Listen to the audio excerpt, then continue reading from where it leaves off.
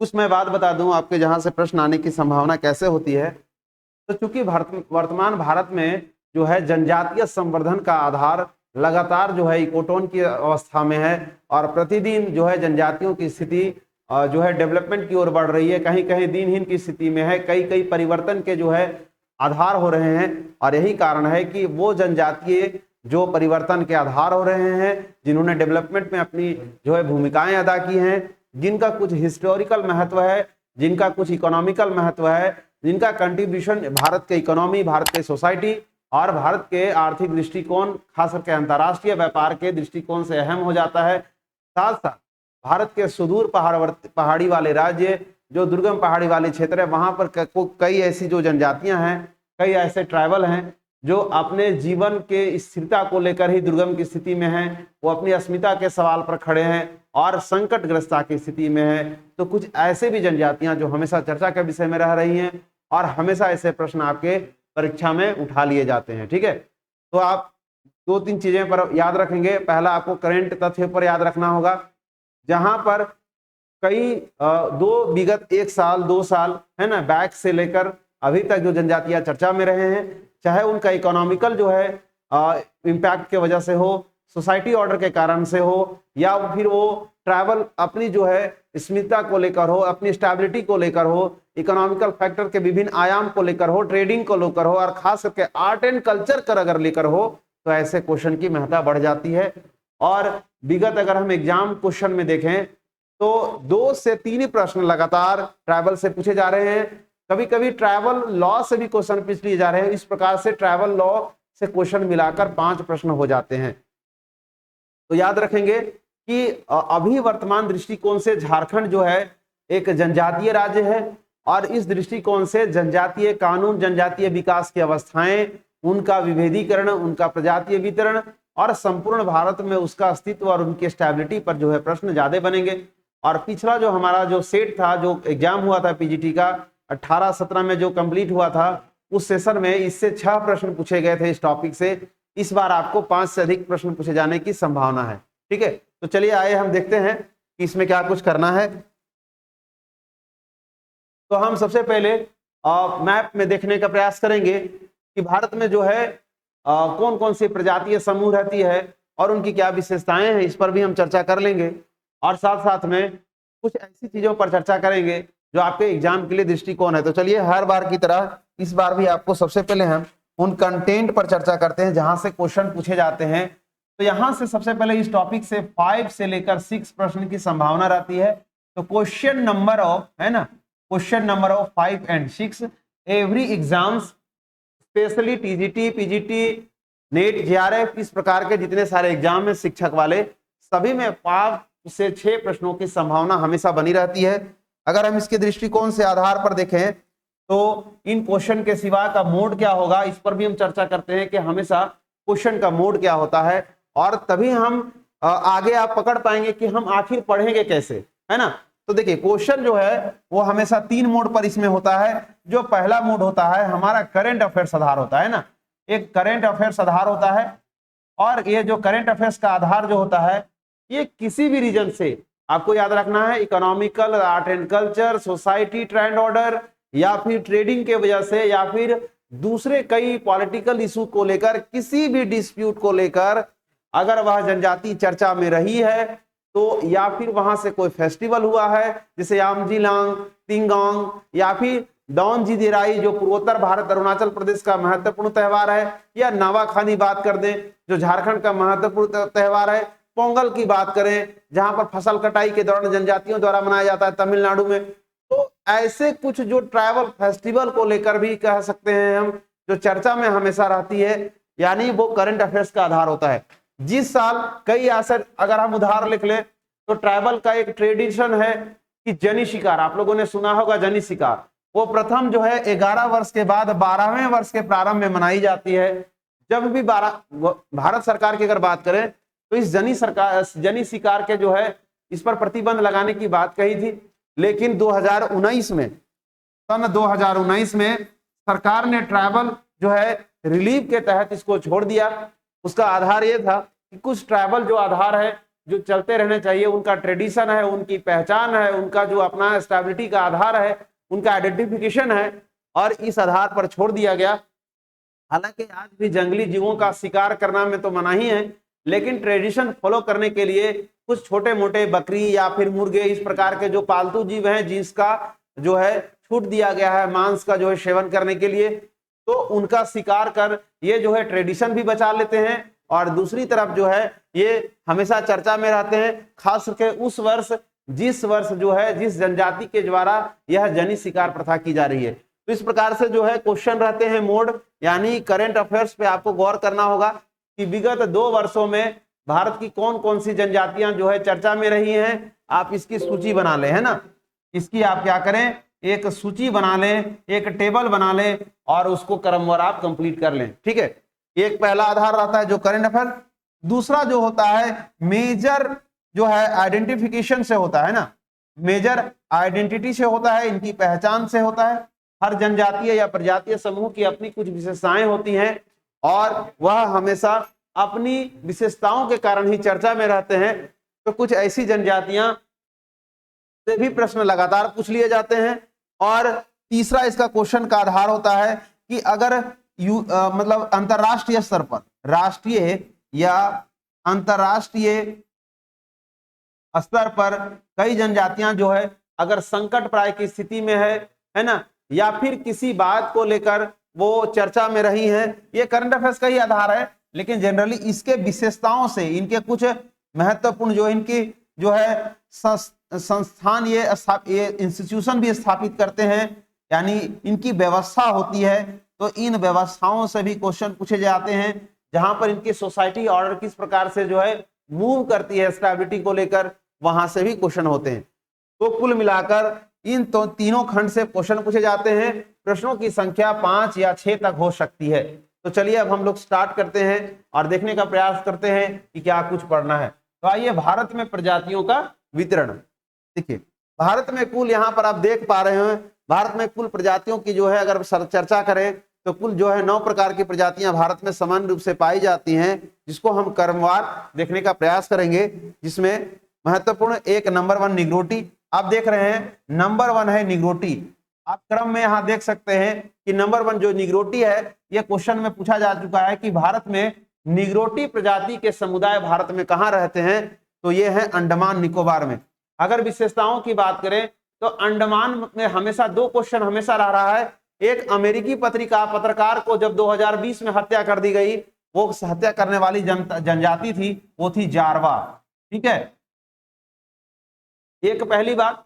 कुछ और जानकारी के लिए अगर इंफॉर्मेशन लें तो इस निग्रोटी की 3 अन्य महत्वपूर्ण समुदाय जनजातियां हैं, जो मैं नाम भी बताते चले जाऊंगा। तो आपसे विनती होगा कि आप वो लिखते चले जाएं, क्योंकि हमेशा वो क्वेश्चन में चर्चा में रहते हैं। जो 3 जनजातियां हैं वो वर्तमान में भी नग्न अवस्था में रहती है। This is very very important. Bharat की 3 महत्वपूर्ण जनजातियां जो आज भी वस्त्र धारण नहीं करती है, बिल्कुल नग्न अवस्था में रहती है, और वो है पहला ओंग, दूसरा है जारवा, ठीक है, और तीसरा है सैम्पेन, है ना। और एक और जनजाति है जो इससे मिलती जुलती है, लगभग सैम्पेन का ही वर्ग है, वो है सेंटलिना।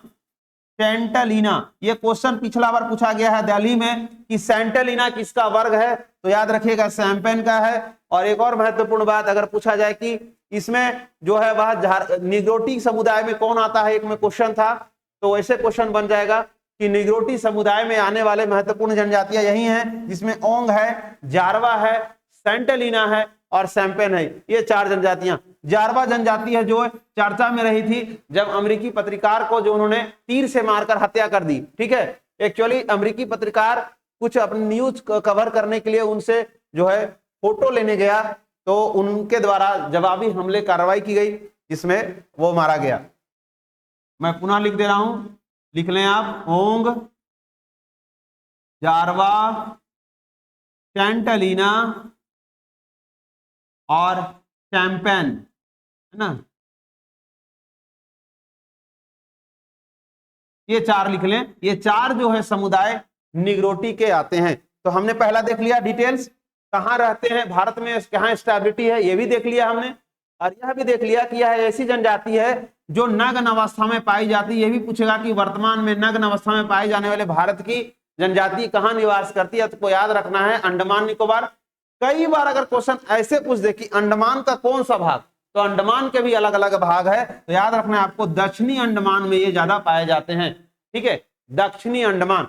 और दक्षिणी अंडमान के साथ साथ कार निकोबार कौन सा क्षेत्र है, तो निकोबार में भी कार निकोबार में जनजाति ज्यादा पाई जाती है। This is very very important. ठीक है, हम आगे चर्चा करते हैं। दूसरा है प्रोटोस्टोलाइट, और इसमें भी निग्रोटी वाले गुणों वाले जीव मतलब जनजातियां रहती हैं। और यह क्षेत्र होता है भारत का दक्षिण भारत।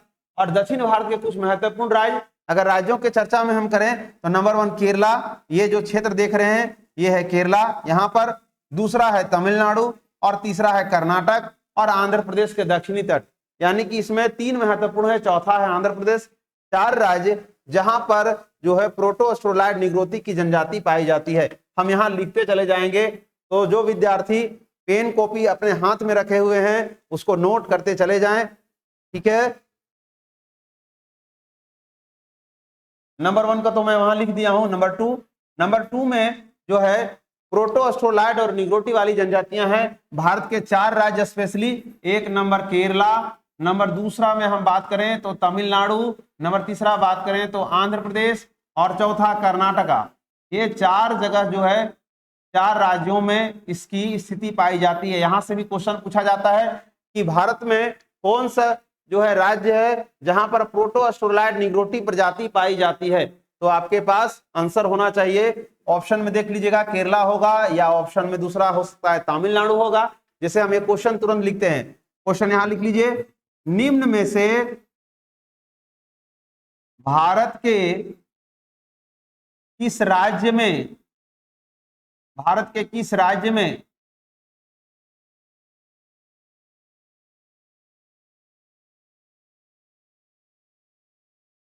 प्रोटोस्टोलाइड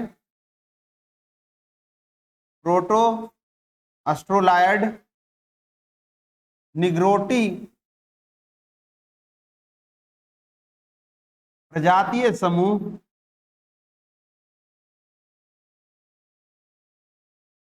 का सकेंद्रण पाया जाता है,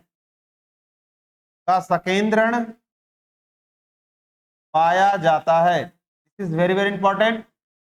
और ऐसे क्वेश्चन में ऑप्शन हमेशा देखिएगा एकदम तटवर्ती राज्य आपका देगा ताकि आपको कंफ्यूज हो सके। तो आपको महाराष्ट्र दे दिया, दूसरा में आपको जानबूझकर अंडमान निकोबार देगा ताकि आप कंफ्यूज करें, क्योंकि वहां पर प्रोटोस्टोलाइट नहीं है लेकिन जो है निग्रोटी है। अंडमान निकोबार आपको जानबूझकर तीसरा ऑप्शन में दिया है कार निकोबार, जो यूपी में क्वेश्चन पूछा गया था, कार निकोबार, और ऑप्शन डी में था केरला। ठीक है, अब आपके पास जल्दी से कमेंट करें, जो अभी ऑनलाइन है और ऑफलाइन वो भी दोनों बता सकते हैं।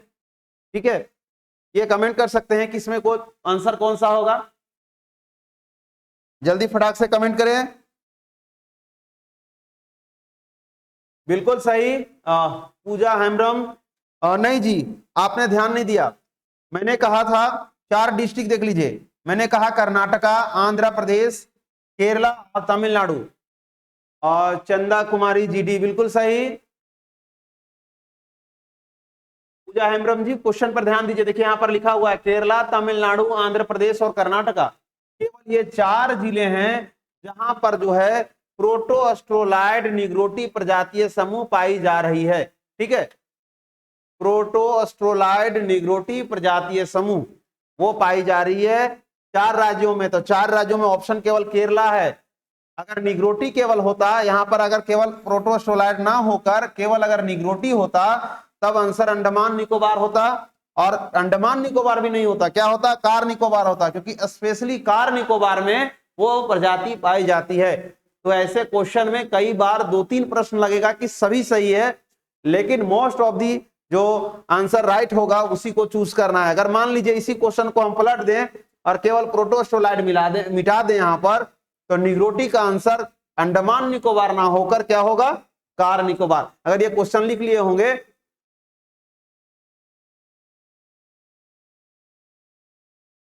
चलिए ठीक है, डी होगा बिल्कुल सही।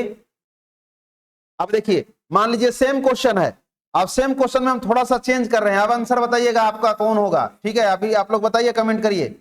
अब बताइए, थोड़ा सा मैं केवल चेंज किया हूं, प्रोटोस्टेरॉइड में हटा दिया हूं। अब ऑप्शन सेम है, एक मैं ऑप्शन और हटा रहा हूं।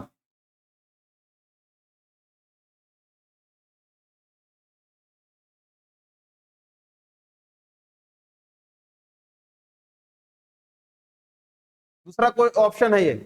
अब क्वेश्चन है, मैं पढ़ दे रहा हूं क्वेश्चन। निम्न में भारत के किस राज्य में निग्रोटी प्रजातीय समूह का संकेंद्रण पाया जाता है? ऑप्शन ए है महाराष्ट्र, नंबर 2 है अंडमान निकोबार, और तीसरा है कार निकोबार, और चौथा है तमिलनाडु। अब आप आंसर दीजिए। बिल्कुल सही, ऑप्शन सी होगा, क्योंकि हमने कहा कि स्पेशली अगर पूछेगा तो देखिए अंडमान निकोबार ही है, लेकिन मैं यहां लिखा है, यहां हमने लिख दिया है कि स्पेशली कहां है बाबू, तो कार निकोबार में इसका संकेंद्रण है। अगर ये ऑप्शन में नहीं हो तभी हम इसको आंसर लेंगे, ठीक है? अगर मान लिया आपसे पूछे कि संपूर्ण विश्व में एशिया का सबसे अधिक जो है तांबा उत्खनन खेतड़ी में किया जाता है, तो यह खेतड़ी का संबंध किस प्रदेश से है? और आपके पास ऑप्शन भारत भी है और आपके पास राजस्थान है, तो आंसर क्या लिखेंगे आप? आपको आंसर मारना होगा राजस्थान, क्योंकि स्पेशली राजस्थान में खेतड़ी स्थान में ही एशिया का सबसे बड़ा जो है तांबा का उत्खनन क्षेत्र है। तो ये ऐसे क्वेश्चन आपको बनाने होंगे, ठीक है? चलिए हम आगे बढ़ते हैं। ऑप्शन बी कौन लिखे हैं? पूजा हेम्ब्रम जी। ध्यान दीजिए पूजा जी, फिर से ध्यान दीजिए आप, ऑफलाइन वाले बच्चे तो ठीक ही लिख रहे हैं। पूजा जी, यहां पर देखिए क्वेश्चन कहता है कि निम्न में से भारत के किस राज्य में निग्रोटी प्रजातीय समूह का संकेंद्रण पाया जाता है? तो देखिए महाराष्ट्र में नहीं पाया जाता है, हमने पढ़ाया ही नहीं है। अंडमान निकोबार में पाया जाता है, बिल्कुल सही है, लेकिन अंडमान निकोबार ये सही है, लेकिन उससे भी ज्यादा कहां बेस स्पेशल जगह कौन है? कार निकोबार। तो इसलिए कार निकोबार तमिलनाडु में है ही नहीं, ठीक है? ये भी कटेगा, क्योंकि तमिलनाडु में प्रोटोस्टेरॉइड निग्रोटी है, यहां पर निग्रोटी नहीं है, क्या है? प्रोटोस्टेरॉइड निग्रोटी है, इसलिए ये नहीं होगा। ये दोनों में एक हो सकता था, लेकिन ये मान लो भारत हो गया और ये राजस्थान हो गया उसका उदाहरण, तो स्पेशली ये जगह में जो है अधिक है, इसीलिए आपका आंसर हो जाएगा कार निकोबार। अगर कार निकोबार मान लीजिए ऑप्शन में हटा दूं, अगर देखिए आपका आंसर बी कब होगा? अगर हम मान लीजिए कार निकोबार ऑप्शन हटा दें और यहां पर इसके जगह पर हम यूपी लिख दें, तब आपका आंसर बी हो जाएगा, ठीक है? याद रहेगा। चलिए हम आगे चलते हैं। तो यहां तक क्लियर हो गया नंबर 2। नंबर 3 पर देखिए, नंबर 3 में है मैलियो मेडिटेरेनेस, जिसको कहते हैं प्रोटोस्टेरॉइड आप्लोडिनारिस। आपको याद रखिएगा, 3 नाम है। पहला मैं लिख दे रहा हूं, पैलियो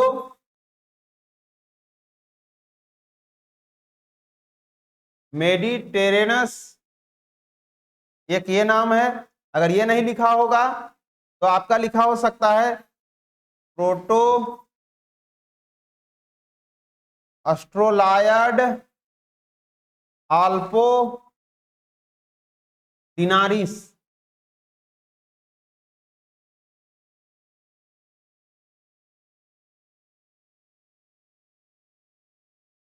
डिनारिस, ठीक है? अगर ये लिखा होगा, ये समूह भारत की तीसरी प्रजातीय समूह है, और ये देख रहे हैं आप, ये आपका आंध्र प्रदेश और तेलंगाना जैसे भारत के राज्यों में पाया जाता है। आंध्र प्रदेश और Telangana, this is very very important. साथ ही साथ इसके अलावे यह महाराष्ट्र और छत्तीसगढ़ जैसे प्रांतों में भी इसकी उपलब्धता पाई जाती है। तो कहां कहां मैं लिख रहा हूं, याद रखेंगे आप। एक महाराष्ट्र, नंबर दूसरा छत्तीसगढ़, ये लिख लें आप, आंध्र प्रदेश और तेलंगाना, यहां तक कि कुछ प्रदेश जो है कर्नाटका में भी इसकी उपस्थिति पाई जाती है। कुछ जो तटवर्ती क्षेत्र है कर्नाटका के, वहां पर भी, कर्नाटक के उत्तरी प्रदेश, अगर कर्नाटका का पूछा तो केवल उत्तरी जो क्षेत्र है इसका, जहां पर पैलियो मेडिटेरेनेस या फिर प्रोटोस्टेरॉइड आल्पोडिनारिस की जो है प्रजाति पाई जाती है भारत में। ये आपका नेट जीआरएफ में हिटेड क्वेश्चन है, ठीक है? टीसीएस के लिए भी महत्वपूर्ण है, पीजीटी टीजीटी सभी के लिए है। प्रजातीय, एक बार प्रजातीय समूह का आप पढ़ लें, आपको आपकी समस्या नहीं होगी। ठीक है, ये कवर कर लें आप।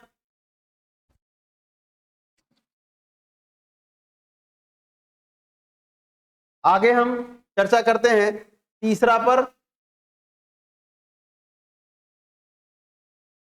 तीसरा हो गया आपका नंबर 4। नंबर 4 में है आल्पोडिनारिस, है ना, जिसको मेडिटेरेनियस कहते हैं। क्या कहते हैं? स्पेशली आल्पोडिनारिस, है ना। उसके बाद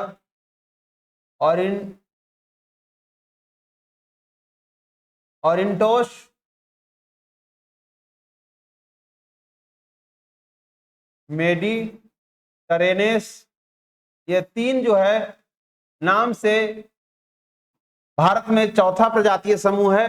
और यह अगर देख लें तो स्पेशली जो है सबसे अधिक यह गुजरात, हम क्रमवार लिख रहे हैं, जो सबसे ज्यादा है उससे कम, सबसे अधिक गुजरात में पाई जाती है, दूसरा इसका राजस्थान, और तीसरा मध्य प्रदेश में यह प्रजाति पाई जाती है।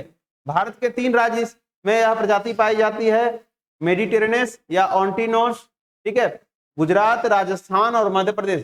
सबसे अधिक गुजरात, दूसरा राजस्थान और तीसरा मध्य प्रदेश। ठीक है, यहां नोट कर लें।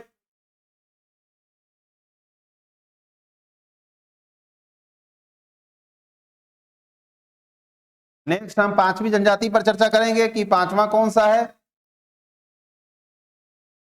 देखिए 5वां है जो है जिसको कहते हैं आल्पोडिरिक्स, है ना, पूरा है पैलियो। ठीक है, मेडिटेरेनियस,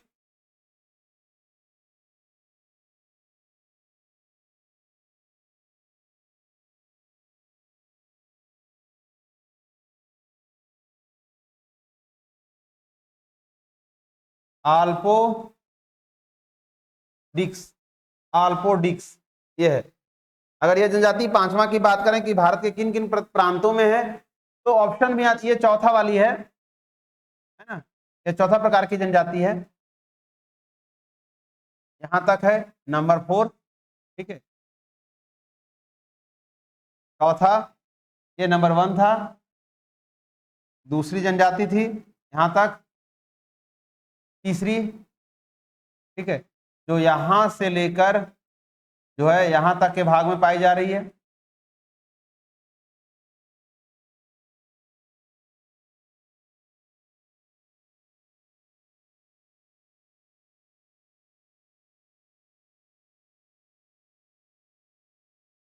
ये 5वां देख रहे हैं आप, 5वां जनजाति है जो पश्चिम बंगाल से लेकर बिहार के पूर्वी तट, ठीक है, में पाई जाती है। स्पेशली कहाँ है? वेस्ट बंगाल से लेकर बिहार के पूर्वी तट। तो बिहार के पूर्वी में कौन कौन आएगा? तो किशनगंज, ठीक है, किशनगंज, पूर्णिया और कटिहार। किशनगंज, पूर्णिया और कटिहार वेस्ट